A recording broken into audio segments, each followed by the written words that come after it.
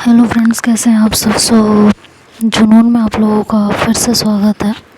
पिछले पार्ट में आप लोगों ने सुना था कि रूही और युविका के बीच एक मोमेंट क्रिएट होता है। युविका रूही के कानों के पास धीरे से बोलती है कि बिना सताए प्यार करने में मज़ा ही क्या है, और ये बोल के उसके कानों पे किस करती है। जिसके बाद रूही काफ़ी बेचैन हो जाती है। वो खुद को यूवी से छुड़ाने के लिए हल्का सा आगे बढ़ती है, तो यूवी उसको दोबारा से अपनी बाहों में जकड़ती है।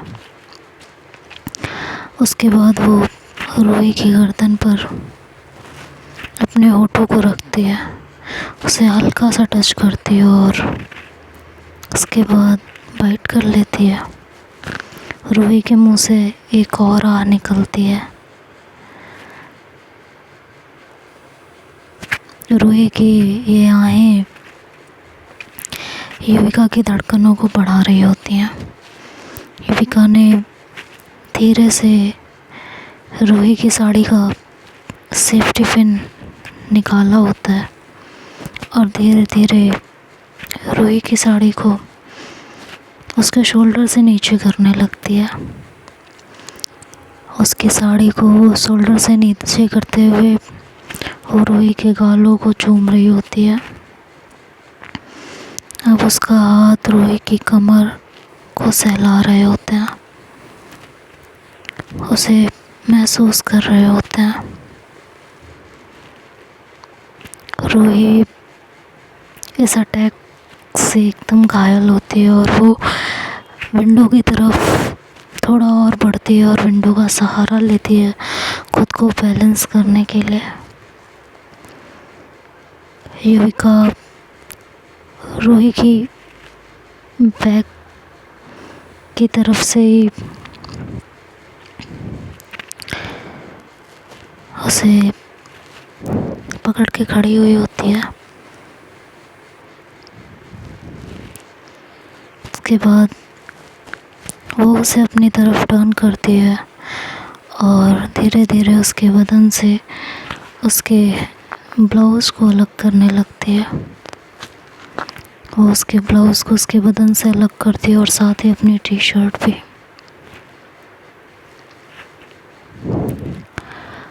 और ऐसा करने के बाद रूही युविका की आंखों में खुद को देखती है और शर्मा जाती है।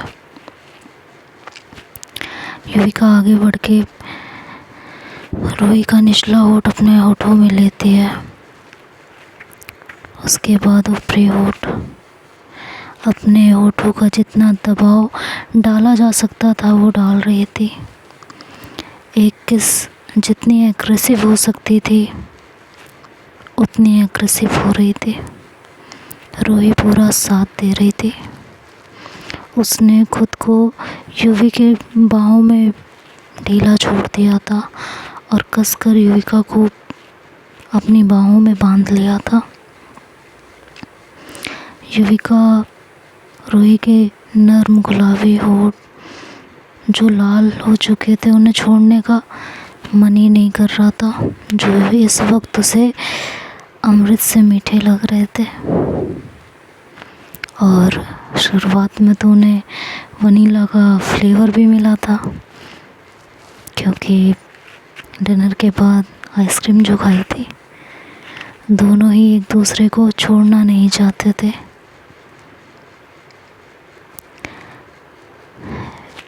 किस करते करते जब यूवी थक जाती तो रूही के होठ काम पर लग जाते। बरसों की प्यास थी, इतनी जल्दी नहीं बुझने वाली थी। यूवी के साथ रूही बहुत टाइम बाद इस तरीके से थी। उसके होठों को किस करते करते उसकी कमर को छूते छूते युविका के हाथ रूही के हर एक घुमाव, हर एक कट पे अपना खेल दिखाने लगे थे। धीरे धीरे यूवी के हाथ रूही के उभारों के पास थे और रूही के हाथ यूवी के कमर के। रूही ने यूवी के जींस की बटन खोली और उसे अनजिप किया तो यूवी के होठों पर मुस्कान आ गई। उसे मुस्कुराता देख रूही भी मुस्कुराई। दोनों ने अपने बदन को लिबास से अलग किया और उन कपड़ों से निजात पाई। यूवी के होठ रूही के गालों, होठों, गर्दन, कंधों पर और हाथ उसके पेट, कमर और उभारों पर आवारागर्दी कर रहे थे। और रूही की आहें और उसकी गर्म सांसों ने यूवी के जिस्म और कानों में मदहोशी पैदा करती थी। दोनों की आंखों में एक दूसरे की चाहत और प्यार का नशा उतर आया था। रूही के गालों को अपने गालों से सहलाते हुए यूवी ने उसकी आंखों में देखते हुए पूछा, बताओ क्या चाहिए तुम्हें, कोई ख़ास डिमांड? ये कहते हुए यूवी ने धीरे से उसके होठ चूम लिए। रूही ने कहा कि नहीं, कोई डिमांड नहीं है, जो तुम अपनी मर्ज़ी और प्यार से दे दो वो सब कबूल होगा। रूही ने धीरे से जवाब दिया। उसका चेहरा लाल हो रहा था। यूवी ने कहा कि बाद में शिकायत मत करना, मैंने ये नहीं किया या मैंने वो कर दिया, ये कर दिया, मेरी जान निकाल दी। कहते हुए यूवी के होठ रूही के कंधों पर से सैर कर रहे थे। रूही ने कहा, नहीं करूँगी शिकायत, मैं तो चाहती हूँ कि तुम्हारी बाहों में आज मेरी जान निकल जाए। ये वक्त यहीं थम जाए।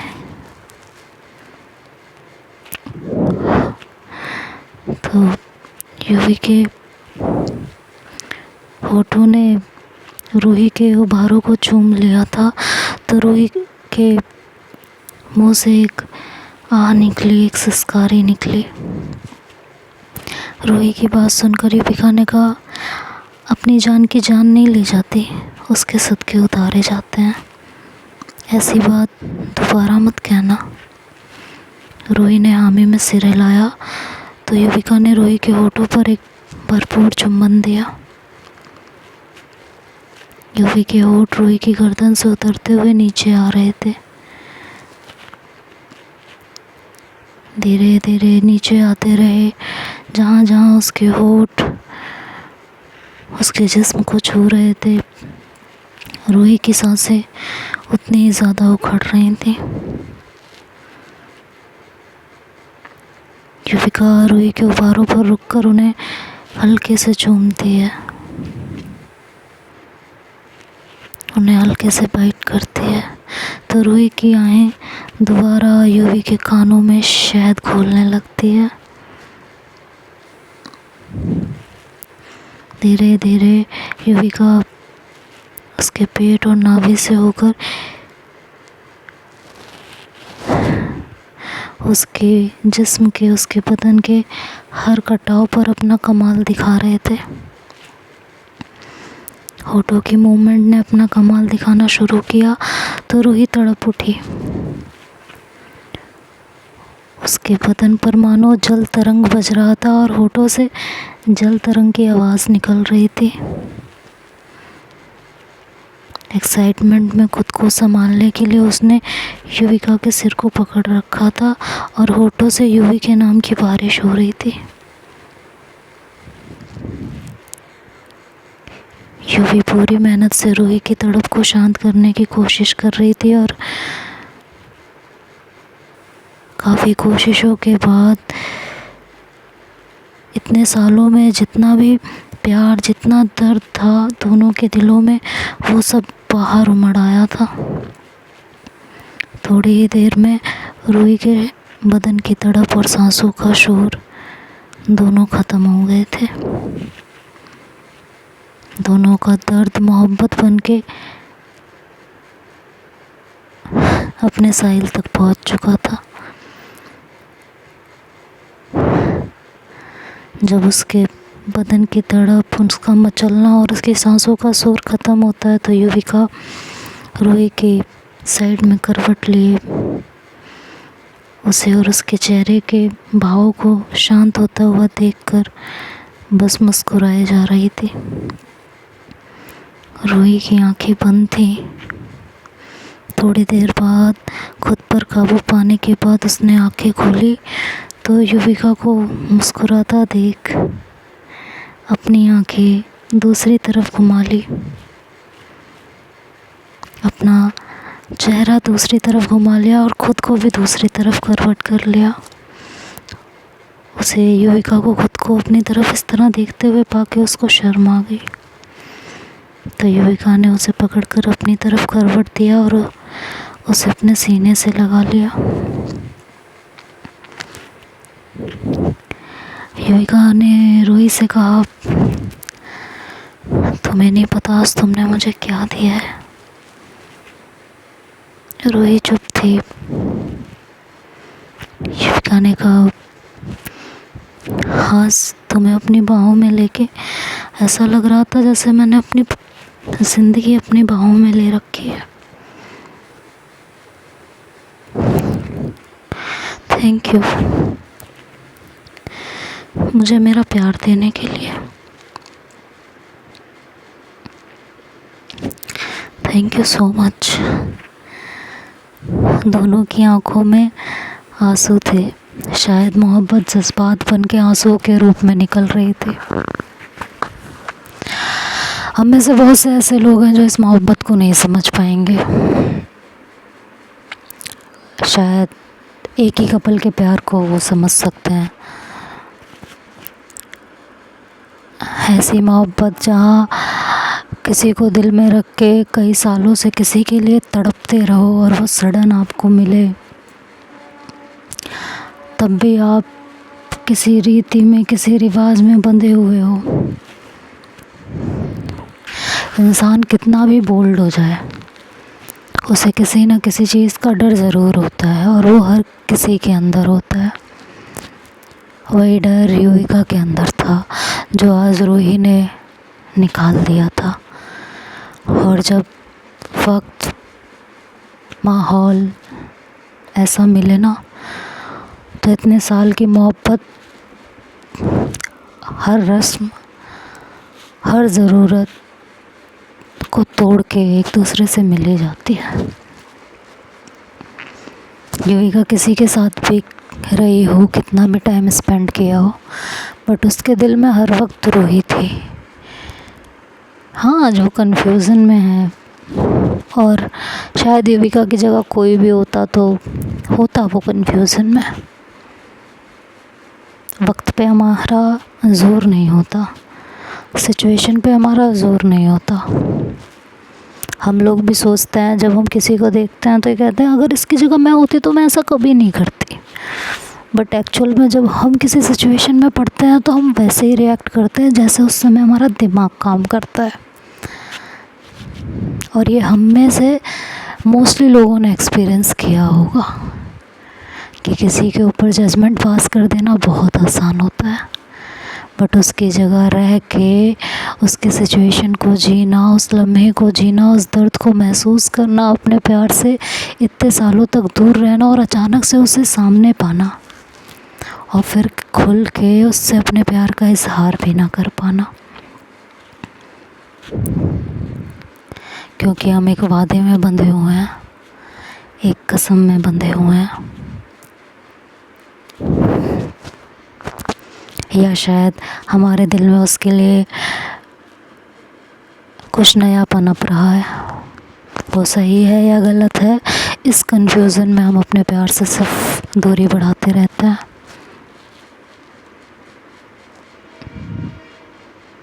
आज युविका के चेहरे पे, उसके दिल में एक अजीब सा सुकून था। दोनों की आंखें आंसुओं की बरसात कर रही थी। रोही आगे बढ़ के उसकी आंखों को चूमती है। युविका अपने हाथों से उसके आंसुओं को साफ करती है और उसके होठों को एक बार फिर से चूम लेती है और कहती है, रोना मत, देखा नहीं जाता मुझसे ये। रोही कहती है, अब चुप रहोगी, बहुत बोलती हो। ये पल जिया है ना, इसे महसूस करने दो प्लीज़। तुम्हें अपने पास ऐसे ही फील करना चाहती हूँ, इसलिए अब कुछ बोलना मत। दोनों एक दूसरे को बाहों में लिए अपनी सारी पुरानी यादों को ताज़ा करते रहते हैं, एक दूसरे को महसूस करते रहते हैं, एक दूसरे की खामोशियों को सुनते रहते हैं, एक दूसरे की धड़कनों को सुनते रहते हैं और दोनों एक दूसरे की आगोश में सो जाते हैं। नेक्स्ट मॉर्निंग होती है और युविका की आँख खुलती है और वो रोही को अपने पास ऐसे पाती है तो उसे एक अलग ही खुशी का एहसास होता है। उसे ऐसा लगता है काश हर रात ऐसे बीते, हर सुबह मेरी आंखें खुले तो मैं इसको अपने पास ऐसा ही पाऊँ।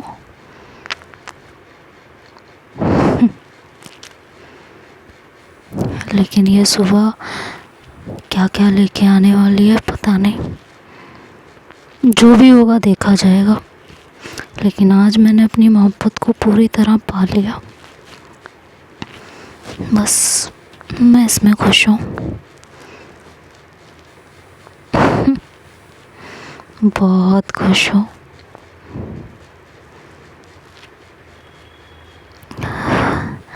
आई लव यू रोही, आई लव यू। वो ये कह के एक बार फिर से उसको ज़ोर से अपनी बाहों में जकड़ लेती है।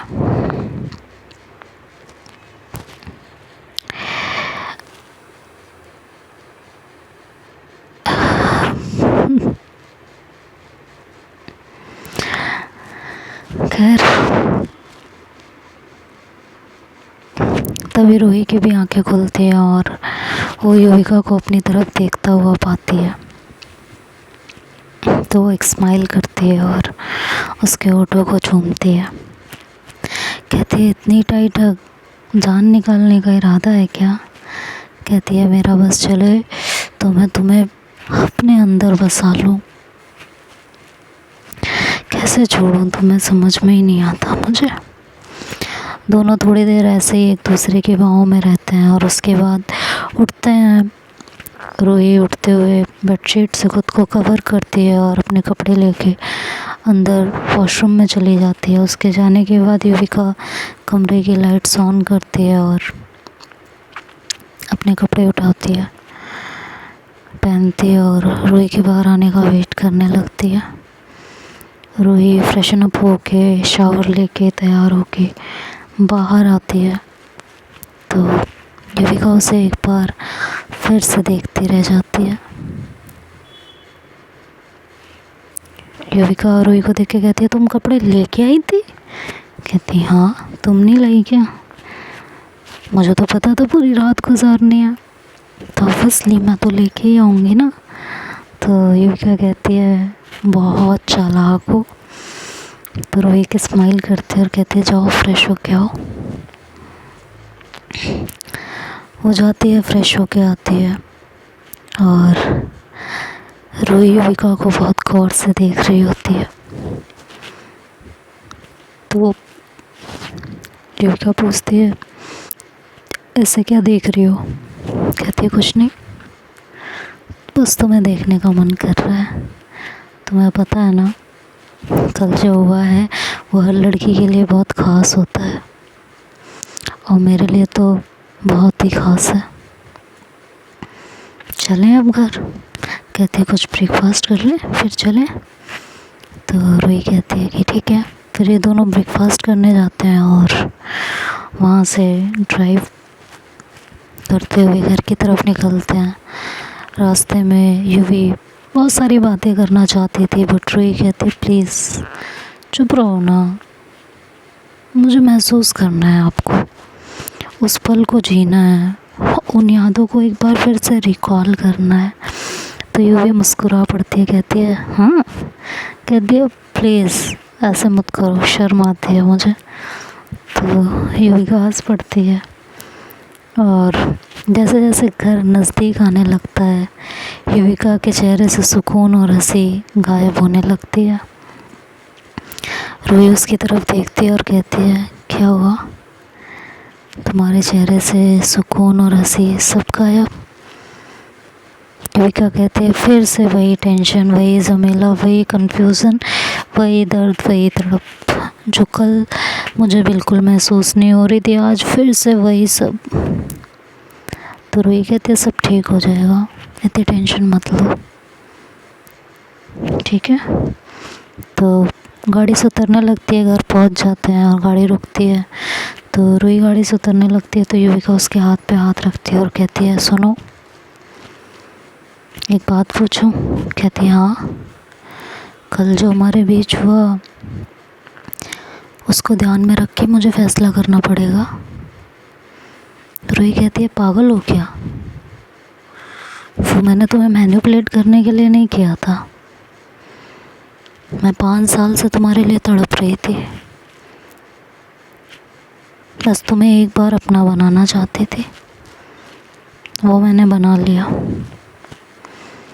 तो वो हमारा प्राइवेट पल है, वो हमारी खुशी है, समझी? तो प्रेशर में आके कोई भी डिसीजन नहीं लेना। और जो कल मैं कह रही थी सब मजाक में तुम्हें टीज़ करने के लिए कह रही थी पागल, क्योंकि तुम्हें पता है तुम्हें सताने में, तुम्हें परेशान करने में मुझे बहुत मज़ा आता है। तो कल जो हमारे बीच हुआ वो कोई कॉन्स्पिरेसी नहीं थी, या मैं तुम्हें मैनिपुलेट नहीं कर रही थी, मैं सच में तुमसे बहुत प्यार करती हूँ युविका। तुम बहुत दिनों से बहुत टेंशन में थी, तुम्हारी टेंशन मुझसे देखी नहीं जा रही थी, मुझे लगा तुम्हें घर से दूर कहीं ले जाके कुछ सुकून के पल दिए जाने चाहिए। और मैं भी तुम्हारे लिए बहुत तड़प रही थी, 5 साल से मैंने तुम्हारा इंतज़ार किया है, सिर्फ तुम्हें प्यार किया है। तो क्या एक बार तुम्हें अपना नहीं बना सकती? बस इसलिए लेके गई थी, समझी? तो प्रेशर में आके कोई भी डिसीजन मत लेना, ठीक है? चले अंदर। तो युविका एक बार फिर से रोई के फेस को अपने हाथ में लेती है और उसके होठों को चूम लेती है। कहती है बस यही तुम्हारा, यही दीवानापन, यही पागलपन मुझे पागल कर देता है। तुम जब जुनून में होती हो तब भी अच्छी लगती हो, और जब इतनी समझदारी की बातें करती हो तब भी बहुत अच्छी लगती हो। कहती है ये भी मेरा जुनून ही है कि मैं तुम्हें प्रेशराइज नहीं करना चाहती, समझी? हर जुनून का अपना तरीका होता है युवी, ठीक है? एक अच्छा होता है, एक बुरा होता है। अब चलें, बहुत बातें हो गई, चलें देखें अंदर कोई कांड तो नहीं किया अमित और मुस्कान ने। कहती है हाँ यार सच में, चलो चलते हैं। और ये कह के दोनों अंदर जाते हैं। अंदर जाते ही युविका को देखते ही साक्षी के चेहरे पे एक मुस्कान आ जाती है और रूही को देखते ही वो मुस्कान गायब हो जाती है।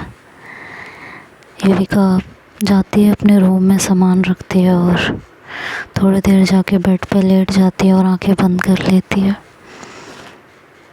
साक्षी थोड़ी देर बाद रूम में पहुंचती है तो वो युविका से पूछती है कि कहाँ थे पूरी रात।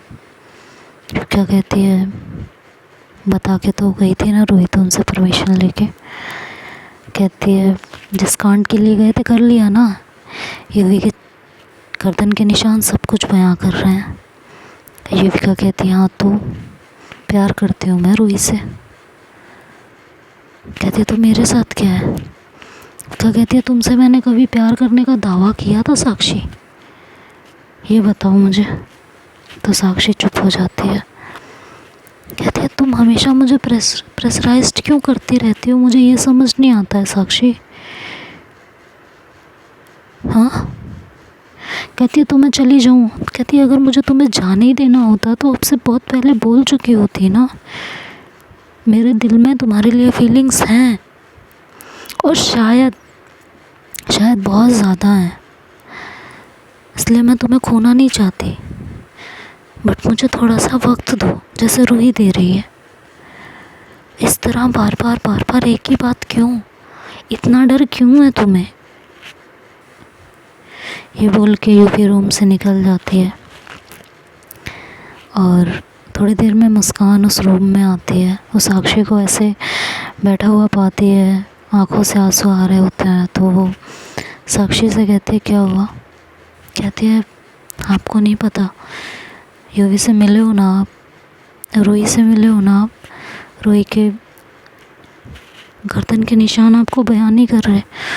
तो मुस्कान कहती है तो तुम छोड़ के क्यों नहीं चली जाती युविका को। जब तुम्हें शुरू से पता था कि वो रूही से प्यार करती है, उसके बावजूद तुमने उसे अपनाया, उसे 5 साल दिए अपनी ज़िंदगी के, सब कुछ किया, बट एक ओपन रिलेशनशिप में। कहती है मैं क्यों चली जाऊँ, क्यों चली जाऊँ। मैंने अपनी ज़िंदगी के 5 साल उस पर बिताए हैं, मैं उसे छोड़ के कभी नहीं जाऊँगी और किसी हालत में नहीं जाऊँगी। चाहे युविका मुझसे खुद कहेगी ना कि मुझे छोड़ दो, मैं तब भी नहीं उसे छोड़ के जाऊँगी। ये मेरी मोहब्बत है और इतनी आसानी से मैं किसी के हाथ में नहीं दूँगी। सिंपल सी बात है। तो कोई कुछ भी कहे, मैं युविका को नहीं छोड़ूँगी, चाहे युविका भी कहेगी तब भी नहीं छोड़ूँगी। बात अभी युविका के डिसीजन लेने की है। पहले युविका को डिसीजन लेना होगा, उसके बाद जो होगा वो देखा जाएगा। तो अब आगे क्या होगा ये तो नेक्स्ट पार्ट में सुनेंगे। तब तक इस पार्ट को एंजॉय कीजिए, शेयर कीजिए, चैनल को सब्सक्राइब कीजिए। बाय बाय, टेक केयर, ध्यान रखिए अपना, और हाँ चैनल को सब्सक्राइब करना। Thanks for watching, like and comment.